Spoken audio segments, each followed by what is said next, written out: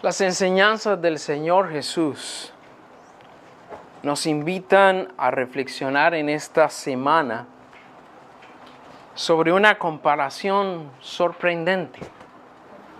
Y decimos sorprendente, porque nada más imaginemos algo diminuto y pequeño como un grano de mostaza y que pueda transformarse en algo tan grande o inmenso. Al Señor Jesucristo le gustaba esta comparación y la usó para darnos aquí la parábola del grano de mostaza, pero también en otras oportunidades para ejemplificar la fe. Hoy olvidé traerlo, pero la esposa del hermano Ricardo, el pastor de Centro Vida en Houston, ella fue a Israel, tuvo la oportunidad de ir allá y me trajo un tarrito así, que tal vez puede tener unas 200 semillitas de mostaza. Son una semillita que tal vez 1 o 2 milímetros, cuando mucho, pero es bien chica, bien pequeñita. Ahí quedo de traerlo para que lo puedan ver, o no sé si alguien ha podido ver la semilla de mostaza. Pero lo importante para nosotros en esta mañana es saber que esta parábola nos revela a través de nuestro Señor Jesucristo la magnitud y la influencia de su reino en nuestro mundo. Que su reino empezó como algo insignificante y pequeño, pero su reino ha alcanzado llegar a la humanidad por más de 2000 años. Piensa en esto, cuántos reinos, imperios y gobiernos han pasado en estos 2000 años y han caído. Hoy ya no existen, hoy ya no forman parte de la historia de la humanidad. Pero lo que nuestro Señor Jesucristo empezó a través de su iglesia, permanece hasta el día de hoy. Su iglesia permanece 2000 años después y más allá de lo que Él lo constituyó. Empezó pequeño, pero la magnitud y la influencia que ha tenido sobre nuestro mundo impacta nuestras vidas hasta el día de hoy. Y puedo decir en esto, hermano, que en la actualidad el evangelio lamentablemente sufre. ¿Por qué? Porque ha sido distorsionado. Porque las acciones de algunos hombres que llamándose cristianos han empañado la imagen del reino de Dios, han manchado la imagen del reino de Dios. Podemos decir que sus malas acciones han llevado a que la mayoría de personas perciba el cristianismo como personas que solo queremos sacar provecho de los demás. Y ha mostrado una falsa santidad.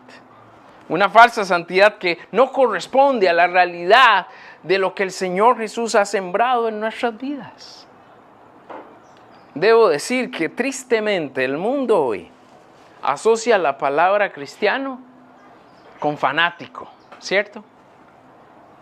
Asocia la palabra cristiano con una persona falta de inteligencia. ¿Qué es? Que les lavaron el cerebro. ¿Cómo es posible que hagan lo que hacen y nos hacen ver como si estuviéramos ciegos? Como que tuviéramos una ceguera religiosa. La realidad, hermano, es que esta imagen no refleja lo que las enseñanzas de Jesús han sido para su iglesia y los principios sobre los cuales basamos nuestra fe. Cada uno de nosotros que ha tenido esa bendición de experimentar encontrarse con Cristo, sabemos en realidad que no es como el mundo lo ve, que no es como el mundo lo presenta. Y que no va de acuerdo a esas falsedades que nuestro mundo habla. Pero sí tenemos que tener cuidado de algo, y es de no caer en descrédito, no caer en el mal ejemplo de muchos, porque por eso hoy en día el evangelio sufre. Y sigue sufriendo por la mala actitud de muchos.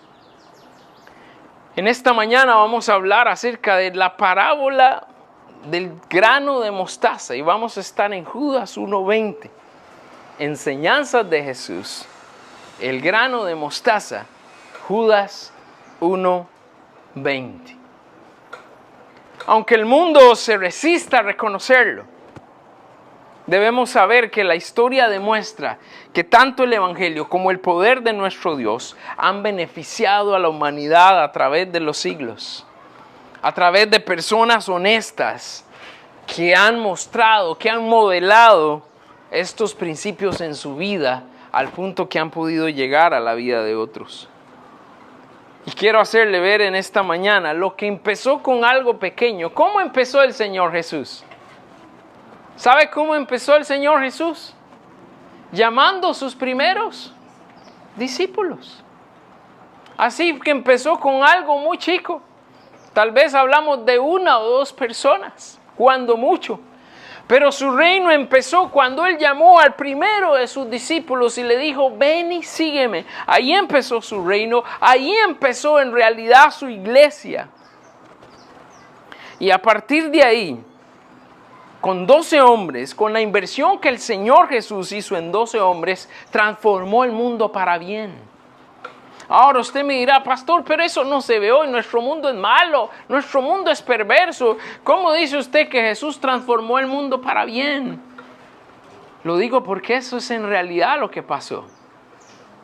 A pesar de toda la maldad que existe, a pesar de la tristeza que vemos en nuestro mundo, personas que se alejan de Él y actúan con perversidad o inmoralidad, el Señor Jesús vino a cambiar y transformar este mundo para bien.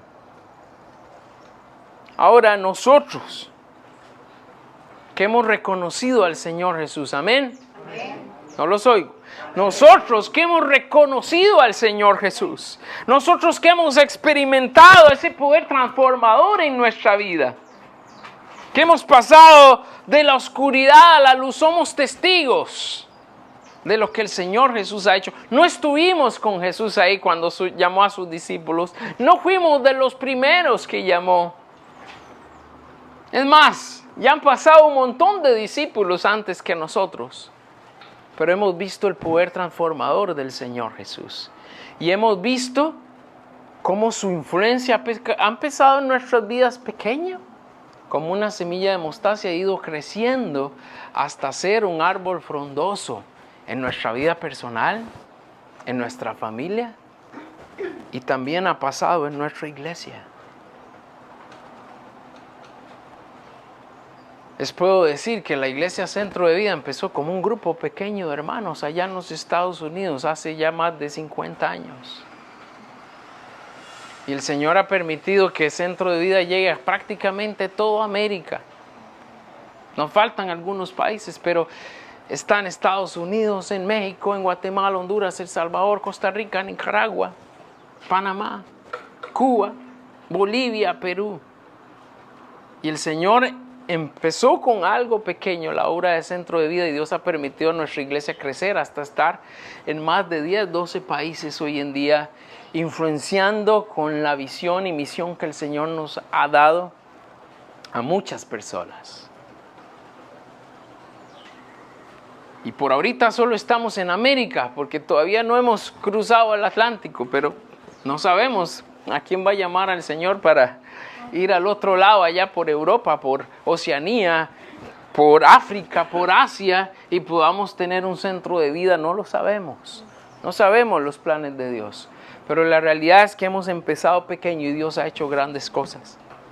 Quiero que se concentre en esto en esta mañana. La parábola del grano de mostaza nos lleva a ver cómo a través de la fe el Señor Jesús de algo pequeño lo convierte en algo grande. Y quiero que piense en su vida personal. ¿Cómo empezó usted a conocer de Cristo? Quizás empezó con una pequeña invitación. Tal vez empezó con una persona que le dio unas pequeñas palabras, una pequeña invitación. Pero Dios ha producido grandes cosas en usted. En su vida familiar, bueno, el hecho que usted conozca a Cristo significa que hay puertas para que en su familia se conozca también de Cristo. Y empezó con una persona, pero ya hemos permitido alcanzar a varias personas de una sola familia. Y tenemos varios ejemplos aquí de eso. Empezó por una persona y luego el Señor nos permitió alcanzar toda la familia. Y también como iglesia. Empezamos con un grupo de personas pequeño.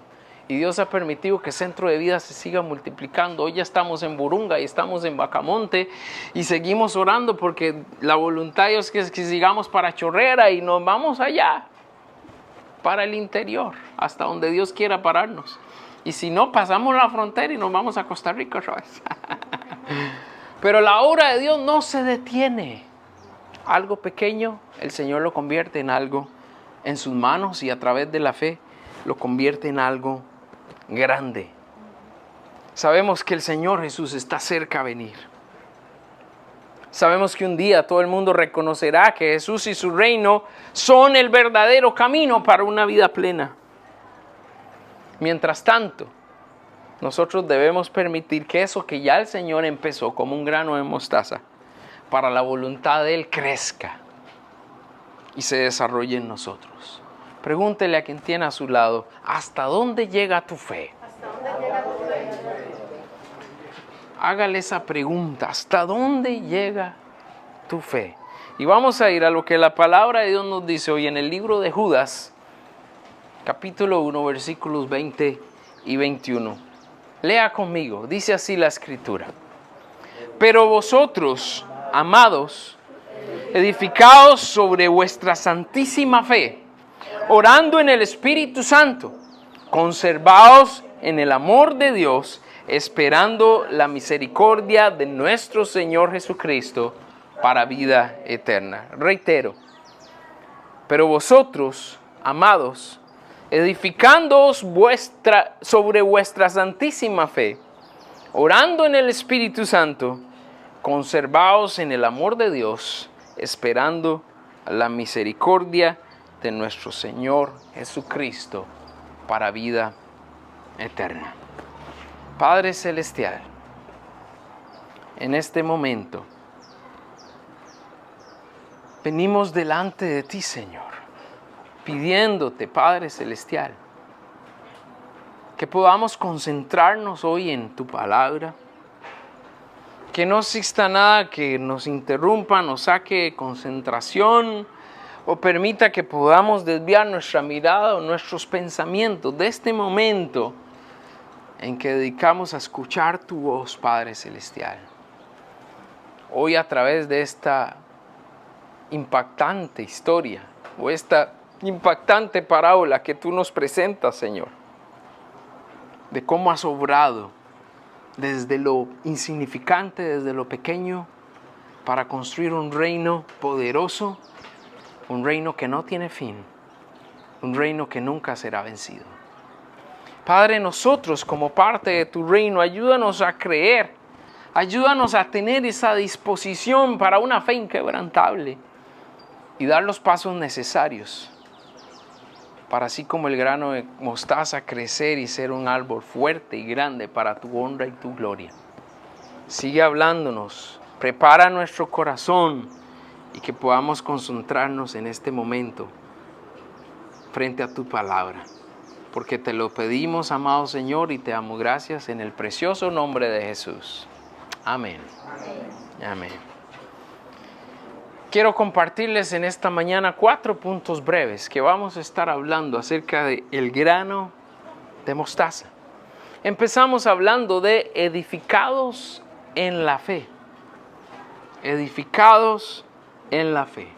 Cuando hablamos de ser edificados en la fe, hermanos, no estamos hablando de un estado pasivo, algo que se queda ahí estancado, sino que estamos hablando de una construcción constante, algo que se mantiene en una permanente construcción. Podemos decirlo así, no estamos detenidos en la construcción, sino que la construcción continúa. ¿Y hasta cuándo continúa? Continúa hasta que el Señor regrese. Así que usted y yo somos edificadores, lo hablamos el mes pasado cuando hablamos de sobreedificación. Usted y yo somos constructores, pero esa construcción debe seguir firme y constante, no se puede detener, porque el único que puede detener la construcción es nuestro Señor Jesús cuando diga, bueno, hijos míos, ya se acabó, vengan para acá y sigamos adelante ahora con su reino eterno, ¿no? Por el momento, quiero que analicemos cómo está nuestra construcción. Nuestra fe en el Señor Jesús es un campamento temporal y fácil de que una tormenta lo desmantele y lo destruya. O nuestra construcción es una estructura firme como un rascacielos espiritual que va levantándose ahí sobre las demás edificaciones. ¿Cómo está nuestra fe? La realidad, hermanos, es que todo depende de cómo está nuestra relación con Dios. Debo decir en esta hora que hay muchas personas que llegan a conocer a Dios. Pero como hablamos hace 15 días en la parábola del sembrador, intentamos sembrar la semilla en el corazón de las personas, pero ahí va llegando los afanes de este mundo, viene la adversidad, vienen los problemas, vienen las dificultades y todas esas cosas van ahogando ¿qué? Van ahogando la palabra de Dios. Y lamentablemente la persona que estuvo por un tiempo escuchando de la palabra, que estaba creciendo, parecía que Dios había hecho un cambio en su vida, resulta que ahogaron la palabra y esa persona se retira y se aleja de las cosas de Dios. Hemos conocido a muchos que llegan a conocer a Dios para quedarse también estancados, para quedarse detenidos. Y quiero hacerle una pregunta. Analizando su vida espiritual, hagamos de cuentas que retrocedemos hasta mayo de 2024. En el último año, ¿cuánto has crecido espiritualmente? ¿Cuál sería la respuesta? Quiero que usted lo piense ahí personalmente. De mayo 24 a mayo 25, ¿qué ha pasado en tu vida espiritual? ¿Has crecido? ¿Has madurado en el Señor? ¿Has dado frutos? ¿O estás ahí estancado? ¿Estás detenido? No tienes las mayores aspiraciones espirituales, sino que solamente estás ahí asistiendo, pero no está pasando nada en tu vida. ¿Sabe por qué pregunto esto, hermano? Porque la voluntad de Dios es que crezcamos. Amén. Amén. La voluntad de Dios es que usted y yo seamos una edificación que se va levantando como un rascacielos espiritual y que no se detiene. Ahora, repito, muchos llegan a conocer a Dios para quedarse ahí, estancados. Llegaron a un nivel y hasta ahí, no pasaron de ahí. Detuvieron la construcción. No tuvieron mayores anhelos o aspiraciones sobre su relación con Dios y lo que representa el reino de Dios para sus vidas. Se quedaron estancados en cuanto al reino de Dios. Y esto es triste, porque eso también sufre la iglesia, sufren los centros de acción, sufren las familias y todos sufrimos cuando alguna persona se queda estancada o detenida. Es triste ver cómo hay personas que en su vida secular o la vida normal, en sus estudios, en sus trabajos, están buscando avanzar, están buscando aspirar y llegar a grandes cosas, pero espiritualmente no tienen ninguna aspiración. Espiritualmente están ahí, estancados. ¿Es esto la voluntad de Dios? Por supuesto que no. Por otro lado, cuando nos dejamos ser edificados en la fe, a pesar de que eso empiece pequeño como el grano de mostaza, al estudiar la palabra de Dios, con cada enseñanza, vamos siendo retados, obedecemos a la palabra de Dios, vamos viendo que esa fidelidad ofrece frutos, trae bendición y seguimos adelante hasta que esa estructura sigue creciendo firme y sólida, como un rascacielos espiritual. Estaba viendo en estos días que Panamá es uno de los países que más rascacielos tiene en Latinoamérica. Bueno, en la vida espiritual queremos muchos rascacielos espirituales acá en Centro de Vida. Que usted se levante y que nuestra iglesia se levante como una estructura firme que realmente honra a Dios. Nuestro texto nos dice, en la primera parte, dice, pero vosotros, amados, edificados sobre vuestra santísima fe.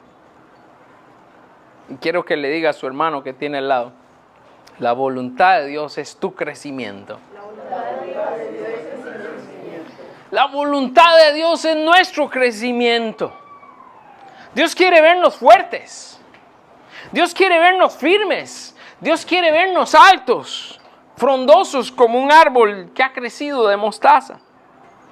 Viviendo en cada área de nuestra vida, en el camino de la justicia, en el camino correcto. ¿Y sabe qué? Evadiendo los peligros que detienen nuestro crecimiento. Ahora, pastor, ¿cómo es eso de los peligros? Sí, hay peligros. A veces llegan personas ahí, como aprendimos la semana pasada, hablando a nuestro oído, pero son solo ¿qué? Un estorbo.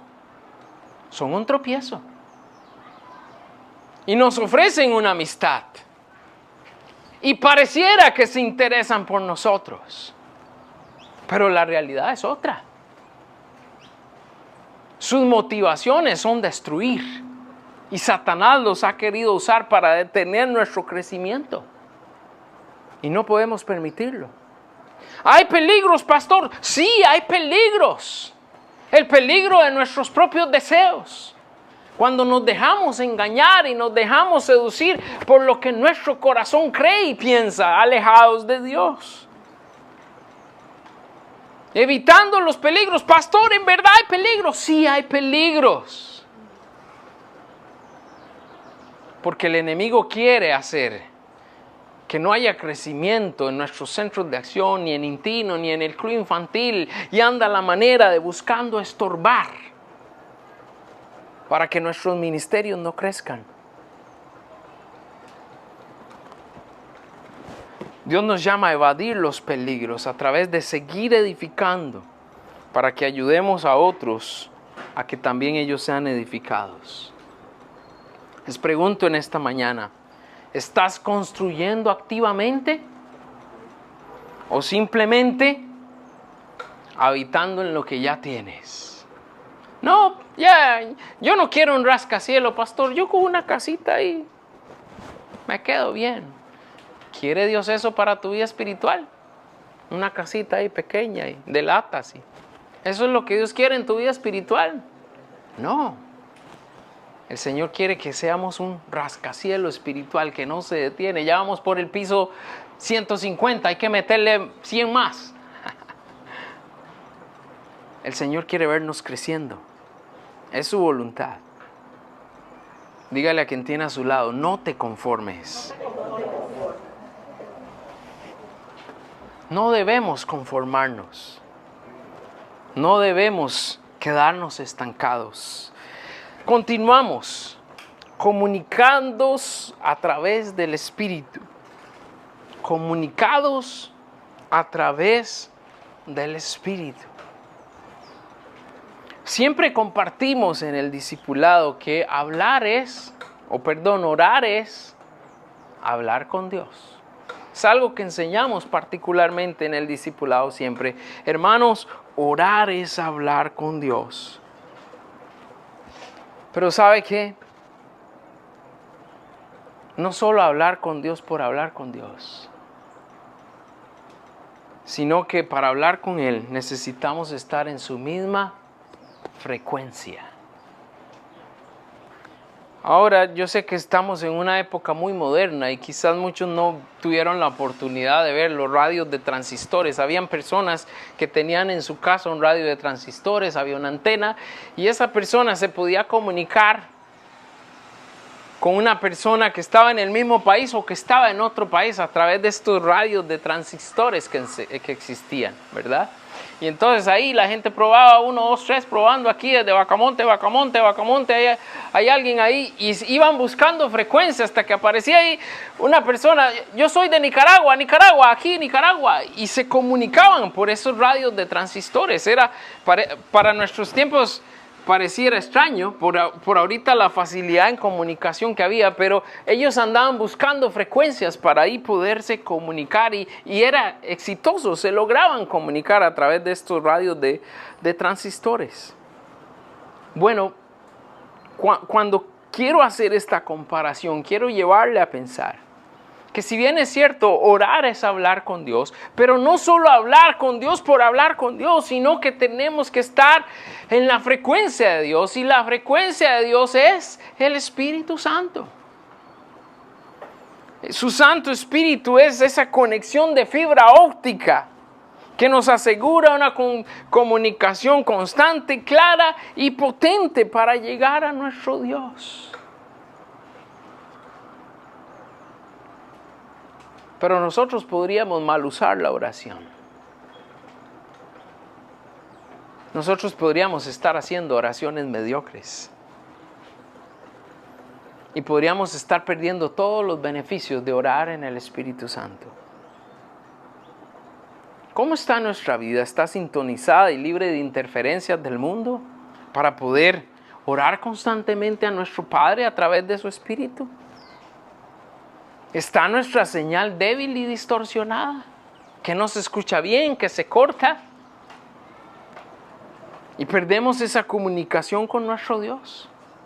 Judas en nuestro texto nos hace ver que para crecer fuertes y firmes, teníamos que estar preparados para enfrentar a los burladores, dicen los primeros versículos ahí. Dice también que íbamos a enfrentar a malvados y con deseos malvados. Dice que íbamos a enfrentar personas que causan división, o los que aquí Judas llama los sensuales, que son aquellos que piensan y actúan según la carne, y que nosotros debíamos mantenernos orando en el Espíritu. Orando en el Espíritu. Ahora, recuerda que como parte del reino de Dios que somos, nuestro enemigo busca detener nuestro crecimiento. Siempre van a haber detractores, enemigos de la fe. Y la manera en que usted y yo nos mantenemos, hermanos, es orando, guiados por el Espíritu Santo. Es reconociendo la oración como un arma que nos fortalece en medio de la debilidad. Y esto sucede cuando oramos según la voluntad de Dios. Debo decir, hermanos, que usted y yo podemos estar orando en la carne. Dice la palabra en Santiago: pedís y no recibís, ¿qué? Porque pedís mal. Usted y yo podemos estar orando en la carne, pidiéndole a cosas al Señor solo que satisfacen nuestra carne, pero no están siendo guiadas por el Espíritu Santo. Usted y yo podemos estar haciendo oraciones rutinarias, que ya el Señor dice: no, ya sé con qué me viene todos los días es lo mismo. Yo no sé cómo critican otras religiones, y repite también. Oraciones rutinarias. Muchas veces también, lamentablemente, nuestras oraciones son sin fe. Realmente no creemos que Dios pueda dar respuesta a nuestra situación. Y lo triste es que Dios nos ha dado un arma poderosa a través de la oración para orar en el Espíritu, donde Él nos atiende, nos respalda y nos responde. Pero hermanos, si nuestras oraciones siguen siendo mecánicas, rutinarias, sin dejarnos guiar por el Espíritu Santo, sin pedir como conviene, dice la palabra de Dios, va a ser imposible crecer. Va a ser imposible desarrollarnos como ese árbol frondoso que el Señor compara del grano de mostaza.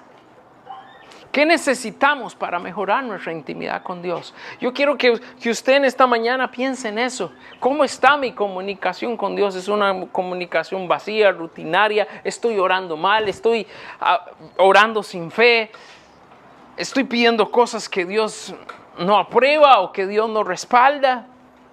¿Qué necesitamos para mejorar nuestra intimidad con Dios? ¿Por qué? Porque necesitamos estar comunicados.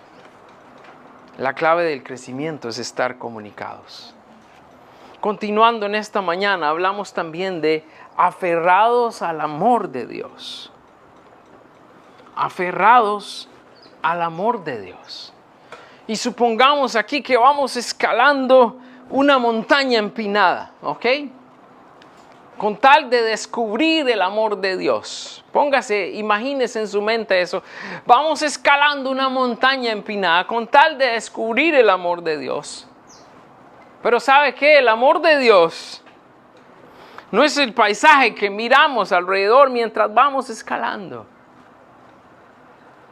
sino que el amor de Dios se manifiesta en ese momento con una mano fuerte y segura, donde nos vamos agarrando de una piedra y de la otra hasta ir escalando esa montaña empinada, aferrándonos con todas nuestras fuerzas para no caer. ¿Sabe qué? Me gusta esta comparación. ¿Sabe por qué? Porque muchas veces nosotros queremos ver el amor de Dios como un hermoso paisaje que pinta nuestra vida. ¡Ay! Mire todo lo que voy a hacer. Mire todo lo que voy a lograr. Y ahí está el amor de Dios para mí. Y cuando las cosas no resultan como nosotros pensábamos, ¿qué? Dudamos del amor de Dios. Y nos quejamos. ¿Por qué no puedo ver ese hermoso paisaje en mi vida que me había imaginado? ¿Y sabe qué? Recuerde, el amor de Dios no estaba en el paisaje. ¿Dónde estaba el amor de Dios? En esa mano fuerte que nos sostenía y nos daba seguridad. ¿Sabe qué, hermanos? Muchas veces nosotros no vemos a Dios, pero es lo único que nos ha sostenido. Es lo único que nos mantiene en pie. Es lo único que permite que usted y yo sigamos adelante cuando parece que no hay otro camino para nosotros. Y así es como se manifiesta el amor de Dios. No en lo que usted y yo queremos ver, ese hermoso paisaje de nuestra vida resultando según como yo o como usted quiere, sino que la mano de Dios está ahí fuerte para nosotros. No en el paisaje, pero sí en la fuerza y en la fortaleza para seguir escalando esa montaña empinada que es la vida, ¿no? Hasta llegar a la cima. Cuando lleguemos a la cima, cuando el Señor diga se acabó, pero hemos estado aferrados a su amor, vamos a poder ver todo el panorama completo y ver cómo Dios realmente estuvo siempre para nosotros. ¿Tu agarre está firme en el amor de Dios? ¿Constantemente estás aferrado a su amor? ¿O permites que el miedo y las distracciones te hagan soltar y dudes de lo que Dios puede hacer? ¿Cómo está tu amor hacia Dios? La palabra de Dios nos llama en el verso 21 a conservarnos en el amor de Dios, dice en nuestro texto. Conservaos en el amor de Dios. Aquí el amor de Dios puede compararse también con el resplandor del sol. Sabemos que todos los días el sol sale y resplandece fuerte, ¿no? Pero cuando algo se interpone entre el sol y nosotros, ¿qué pasa? Ya no recibimos los rayos del sol, sea la sombra de un árbol o sea la sombra de nuestra casa. Cuando algo se tapa, ya ahí no podemos recibir esos rayos benéficos del sol. Podemos comparar también esto como el amor de Dios. Siempre quiere resplandecer sobre nosotros. Pero ¿sabe qué? Cuando se interpone el pecado, ¿qué pasa? Cuando se interpone el pecado entre Dios y nosotros, ya no gozamos de esos rayos del amor de Dios sobre nosotros. Ya no gozamos en la práctica de su amor.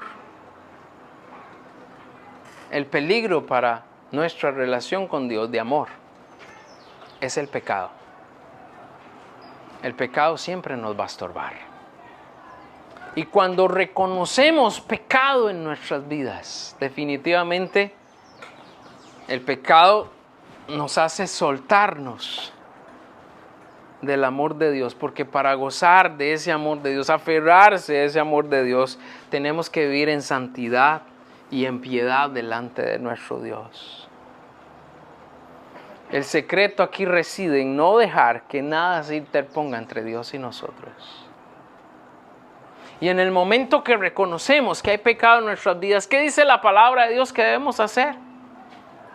confesarlo y abandonarlo. No solo significa confesar, no, hay que confesar y abandonar. Si reconozco que hay pecado en mi corazón, tengo que buscar al Señor, confesar de todo corazón, con sinceridad, Señor, te he fallado, y decirle, Señor, voy a dejar mi pecado, sea cual sea ese pecado. Porque mientras exista el pecado entre nosotros y Dios, usted y yo somos los que perdemos. Tenemos que entender esta realidad. Y mi pregunta en esta hora es, ¿cuánto depende del amor a Dios a diario? ¿Cuánto dependemos de su amor cada día? El amor de Dios nos permite crecer siempre y cuando tú y yo dependamos de Él.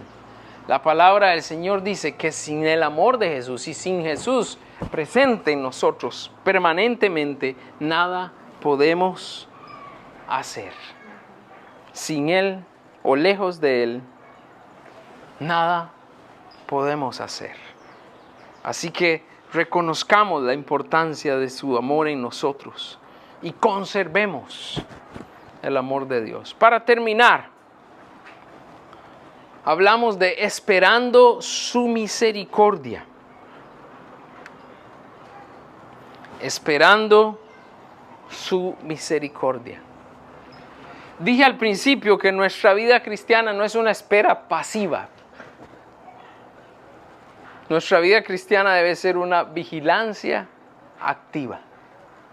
No estamos solo ahí de brazos cruzados esperando que el Señor Jesús venga. Ay, Señor, ¿cuándo volverás? Debemos estar activos. Debemos estar involucrados. Es como el centinela dice que en la noche más oscura, él tiene la esperanza de que pronto va a amanecer. Y que ese amanecer le dará nueva vida y va a romper esa oscuridad. Hermanos, para nosotros, el Señor Jesús es como ese amanecer que trae para nosotros la vida eterna en Cristo. Y lo digo así porque todavía no gozamos de la misericordia completa de Dios. ¿Por qué? Porque no estamos con Él por la eternidad. Un día recibiremos una misericordia completa y eterna. De igual manera, no experimentamos por completo la vida eterna, porque eso llegará cuando estemos en su presencia ya en el cielo. Disfrutaremos por completo de esa vida eterna. Por eso yo siempre digo que cuando un hermano en Cristo muere, no debemos entristecernos, debemos darle gracias a Dios. ¿Por qué? Porque esa persona pasó de una vida eterna prometida a una vida eterna completa, ya la recibió. En el momento que un creyente muere, recibe esa bendición de gozar vida eterna para siempre en Cristo Jesús. Así que nos entristecemos porque no volvemos a ver a esa persona querida, pero no deberíamos entristecernos porque tenemos la esperanza de que esa persona en ese momento que murió está gozando de la vida eterna prometida en nuestro Señor Jesucristo. Hermanos, el Señor Jesús regresará. Y cuando Él vuelva, espera encontrarnos como árboles frondosos, siendo un lugar de refugio para otros. La parábola del grano de mostaza, el Señor Jesús la representa como una pequeña semilla que fue sembrada y creció un árbol enorme donde las aves se posaban y hacían sus nidos. Eso es lo que el Señor Jesús quiere para usted y para mí. Que cuando Él venga, nos encuentre como un árbol grande que ha crecido enormemente, que ha dado mucho fruto y que permanece. Que cuando el Señor Jesús regrese, nos encuentre haciendo bien, según su palabra. Ahora le pregunto, ¿qué pasaría si el Señor Jesús regresa en este momento? ¿Estás preparado? ¿Está haciendo ese árbol creciendo y dando fruto? ¿Cómo nos encontramos delante de Él? Nuestro texto en el verso 21 termina diciendo, esperando la misericordia de nuestro Señor Jesucristo para vida eterna. Somos llamados a anhelar el regreso de nuestro Señor. Ver por completo cumplirse su misericordia en nosotros. Disfrutar de la vida eterna que Él nos ha prometido. Ya no como una promesa, sino como una realidad. Eso es lo que el Señor quiere hacer. Y hermanos, sé que estamos en medio de días complicados. Vivimos en días complicados. Pero no debemos menospreciar, ni se nos debe olvidar que el regreso del Señor Jesucristo es inminente. O sea, va a suceder. Y somos llamados hoy a ser la luz de la verdad. Y somos llamados a ser una esperanza para otros. Compartir esa esperanza gloriosa que tenemos en el Señor Jesús. Te pregunto en esta tarde, ¿estás de pie y alerta? ¿Con los ojos fijos en nuestra esperanza? ¿O te has dejado vencer? ¿Estás adormecido en las distracciones que este mundo presenta? ¿Estás dudando de Dios? ¿Cómo estamos en nuestra fe? ¿Cómo andamos en esa esperanza de su misericordia? Para terminar, hermano y hermana, ¿estamos activamente edificando nuestra fe? ¿Estamos manteniendo esa conexión vital en el Espíritu Santo? ¿Aferrados sin soltar el amor de Dios? ¿Y vigilando con esperanza firme la venida de su misericordia? Mi oración como pastor es que nuestra vida muestre que estamos viviendo estas verdades, no solo conociéndolas. ¿Sabe por qué lo digo, hermano? Porque usted puede escuchar este mensaje y para la tarde ya ni se acuerda. No queremos solo recibir estas verdades y conocerlas, tenemos que vivirlas. Recuerde estas 4 verdades: edificar nuestra fe, mantener nuestra conexión a través del Espíritu con Dios, aferrarnos al amor de Dios sin soltarnos y ser vigilantes de nuestra esperanza, el regreso de nuestro Señor. Y amigo y amiga, en esta mañana, quizás la fe que has visto no te convence. Quizás la fe que has visto en otras personas o quienes están a tu alrededor o que están cerca tuyo no te convence. Quizás te ha decepcionado al ver la fe reflejada en otros. Pero la vida que la palabra de Dios describe, esa vida edificada, conectada por el Espíritu, aferrada al amor y con una esperanza cierta, proviene de una fuente inagotable y esa fuente es nuestro Señor Jesucristo. Y cada una de estas cosas son verdaderas y ciertas en Él. Te lanzo un reto en esta mañana. Más allá de ponerte a ver las fallas que hay en las personas a tu alrededor, porque todos fallamos, pero más allá de las fallas que has visto, ¿te atreves a buscar al Señor? ¿Te atreves a descubrir si su base realmente es firme? ¿Si esa esperanza en Él es real? ¿No crees que esto es lo que tu alma verdaderamente necesita? ¿No crees que esto es lo que tu alma realmente anhela? Vamos a estar en pie y oramos.